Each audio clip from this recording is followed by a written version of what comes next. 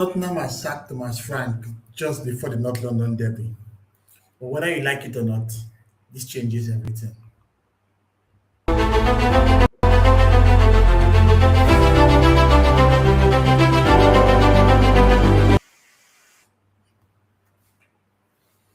Thomas Frank is gone, and the timing of this is quite explosive. You know, I don't know whether this is a case of bad luck against Arsenal, but when those managers who are struggling are about to play us, for some reason they get sacked, a new manager comes, and there's the bounce.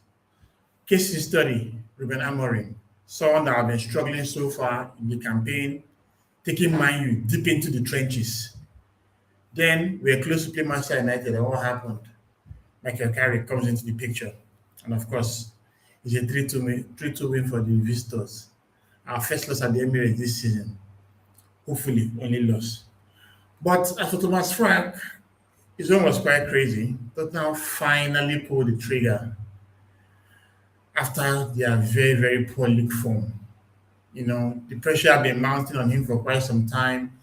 There have been growing unrest in the club. You could see the amount of messages that the captain, Christian Romero, had been putting in the media.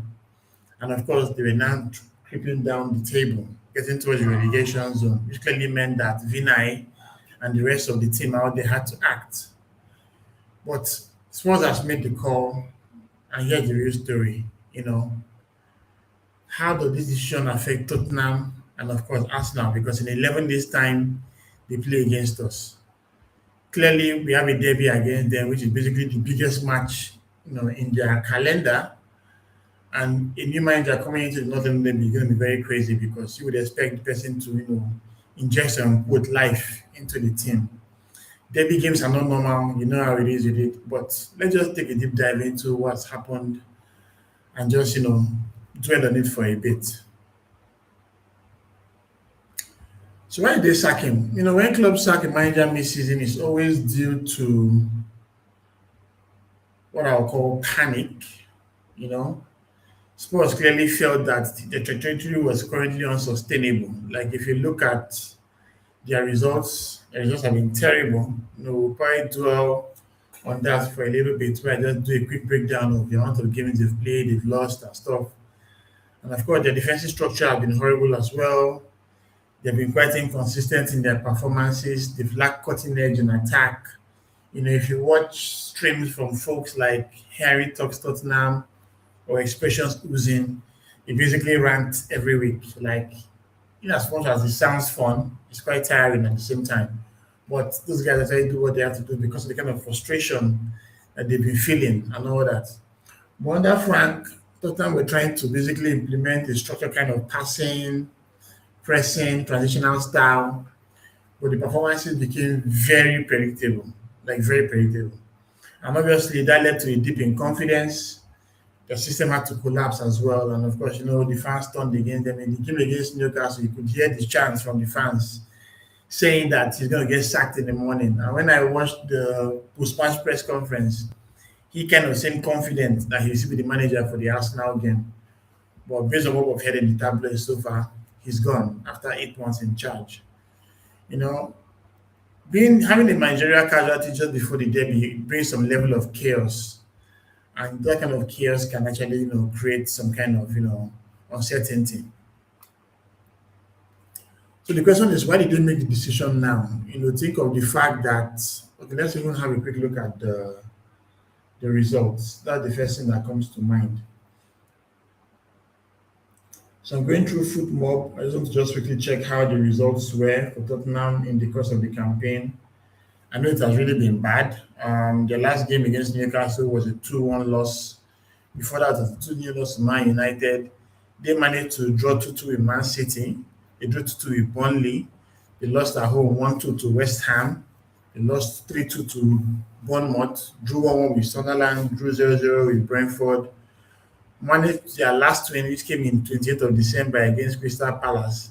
And they also losses to Nottingham Forest and Liverpool. So currently on the table, they are 16th with just 29 points, 7 games won, 8 games drawn, and 11 losses. So it's very evident to see that, this is a team that is currently in turmoil. And as you would expect, why did they sack him now? You think of the fact that one, the dressing room had lost faith in him, and the dressing room is also destabilized, especially with the fact that his captain, Christian Romero, obviously has been, in the spotlight for all the wrong reasons. That red card he considered in the game against Man U was terrible, and as you know, he's going to be out for 4 games, which actually includes the North London derby. And obviously, once the players stop believing in your methods, it's going to basically create, uncertainty. Normally, players will be fighting for him, for pride, for their contracts, but as things stood in Tottenham, it was quite, fractured, and the board had to act. Typically, you have to see games like this and wonder what's going on, but with the results, with the way they've been performing, it was a no-brainer that something had to be done about it, and as you could see, he lost the job. But there's an issue of the new manager bounce. As I said it earlier, that happened with Michael Carrick when he joined Man United. They were struggling terribly, but when he joined the club, he got a surprise win against Man City, followed this up with a win against Arsenal. Then he won Fulham. Yeah, then after winning Fulham, he won Tottenham before drawing with West Ham yesterday night. But typically, when a manager gets sacked, an interim manager steps in, the team suddenly becomes better. They start running harder, they start pressing faster, they start scoring goals. New manager bounces are always somewhat the same way, but not in every club per se. Just more of emotions. But looking at the derby at Arsenal, this is going to be a very crazy one because whoever that's going to come will try to motivate the lads as well to, do something in that game, which is crazy. Now, what about the tactical implications for Arsenal? Under Thomas Frank, Spurs were quite predictable. They had the structured mid-block shape. They preferred to go wide in their progression of their play, quick vertical transitions. Now, with the new manager coming, we have limited data to analyze because we don't know what the new Gaffer style is going to be. Like when in Manchester United, everybody in the Amorim was going to play the 3-4-2-1 formation. But against Man City, Carrick came with the 4-2-3-1, and of course, you saw how that happened. Mbeumo playing as the centre forward, Ahmad on the right, Dogo on the left, Bruno back in his favorite number 10 position, Casemiro and the forgotten Mino back in midfield in double pivot, and you see how that panned out. So basically, a new coach player comes, simplify everything for Tottenham, maybe play a compact defensive shape, being a man that's going to play against the best team in the Premier League. You certainly want to be aggressive in their pressing. They want to have some fast counter. There'll be some level of chaos that will come with the new manager coming into the team. But we should still be confident about it. So the question would be, should we be concerned? We have the psychological edge around this. I think so. We are stable. Our project is cohesive.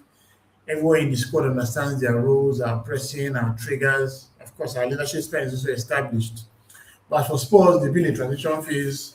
The interim manager will be someone that will have to hold the fort up until the end of the campaign. But this is not only derby, emotions will be everywhere. And if Arsenal score well, of course, the season could turn toxic against Tottenham. If Tottenham scores early, they could be like some kind of a defiance because the fans will be erupting, hoping to see them give a good performance against us. So this is a game that we have to be very careful about because knowing fully well now that Tottenham are going to come into this game with a different level of morale. At least one good thing to note is that they still have a lot of injuries, and most of those injured players will not come in time for the game. But what will we prepare for? Stars should be, obviously ensure that the players have discipline. That's very key. No reckless pressing, no emotional fouls, no overcommitting in transition. You'd expect us to continue to dominate possession in phases. You'd expect us to continue to target our wide overloads as we always do.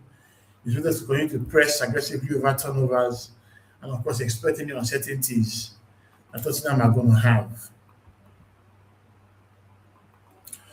So, this sacking adds a lot of volatility to the North London derby, but yeah, it could ignite them, it could also destabilize them further. But what we know for sure is that you're going to guarantee some level of unpredictability. And in derby football, unpredictability is like a four. Arsenal are serious about our ambition this season, and these are the kind of games we need to win. At the time of this recording, Man City just beat Fulham 3-0, which means that we have the game against Brentford to play, have the business of Wigan to tackle in the FA Cup before going into this game against Tottenham. So I'm very certain that Arsenal will do well, but we just have to be calm about it. We have to understand that this is going to be a very exciting fixture. The last time we played them at the Emirates, Iberechi just scored a hat trick. And bearing in mind now that Odegaard is still out injured, and Kai Havertz just got injured as well, is he certainly going to play behind Gyökeres in the game, and hopefully we hope to see him repeat the heroics of the last time he played against Tottenham. Saka hopefully will be back as well. We're still trying to see if we can get him fit for that game, but it might come too soon, but we're just going to see how things pan out and all that.